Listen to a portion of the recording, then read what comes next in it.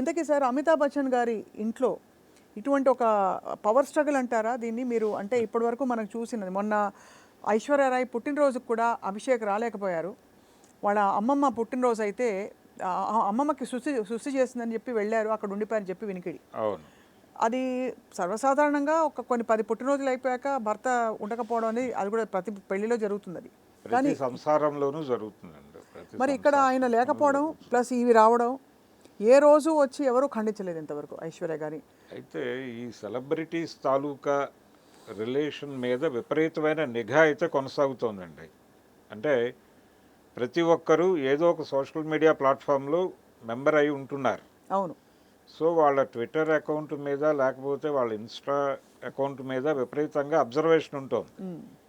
వాళ్ళు ఎవరిని అన్ఫ్రెండ్ చేస్తున్నారు, వాళ్ళు ఎవరెవరి ఫోటోలు అప్లోడ్ చేస్తున్నారు అంతే దగ్గర కదా. నుంచి ఒక నిఘా దాని మీద కథనాలు వస్తున్నాయి. అవును. ఇది కూడా ప్రైవసీని ఇబ్బంది పెట్టే వ్యవహారమే. ఏ కారణం చేత అనుకోకుండా ఎవరినైనా అన్ఫ్రెండ్ చేస్తే వాళ్ళిద్దరి మధ్య ఒక వైషమ్యం ఉన్నట్టుగా ఒక కథనం వచ్చేస్తుంది అవును. తెల్లారి పొద్దున్నే. అంటే ఎంత కీన్గా ఉన్నారంటే ఈ మధ్యకాలంలో అంటే టాలీవుడ్లో జరిగినటువంటి ఒక డివోర్స్కి సంబంధించి నాగ చైతన్య సమంత ఎపిసోడ్ బయటకు వచ్చింది అలాగే. వాళ్ళు ఫోటోలు డిలీట్ చేసుకున్నారు వాళ్ళ అకౌంట్స్లో అని. అక్కడి నుంచి మొదలై తర్వాత వాళ్ళు ఒకళ్ళనొకళ్ళు డియాక్టివేట్ చేసుకున్నారు లేదా అన్ఫ్రెండ్ చేసుకున్నారు అనే దగ్గర మొదలైంది. ఇక అక్కడి నుంచి కథనాలు ఫైనల్గా అది అవును.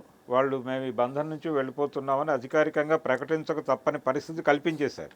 అంటే ఇక్కడ కూడా మళ్ళీ మూడో వ్యక్తి ప్రమేయం ఉండబట్టి వీళ్ళిద్దరూ అప్పటికే ఇష్టపడుతూ మొదలుపెట్టారని అదే దానివల్లే ఇదైందని తర్వాత మనకి వెల్లడైంది. అంటే వెల్లడైందని కూడా అది అంటే ఎప్పుడు కలిశారు ఏ డేట్లో చెప్పడం కష్టం, కానీ ఇప్పుడు ప్రస్తుతం శోభితతో ఆయన కొత్త జీవితం మొదలుపెట్టి అవును.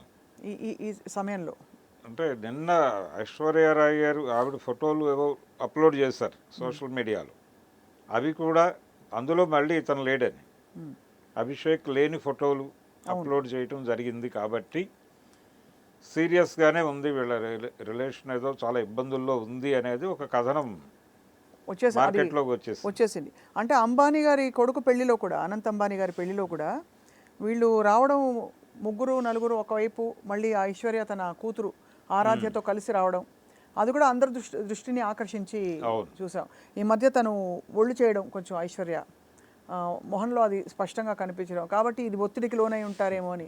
ఇవన్నీ సరే అందరు రాసుకునే కవిత్వాలు, బట్ ఏదేమైనా సరే మొత్తానికి సెలబ్రిటీ మ్యారేజెస్ ఇప్పుడు కొంచెం రేడార్లో పడ్డాయి అన్నమాట.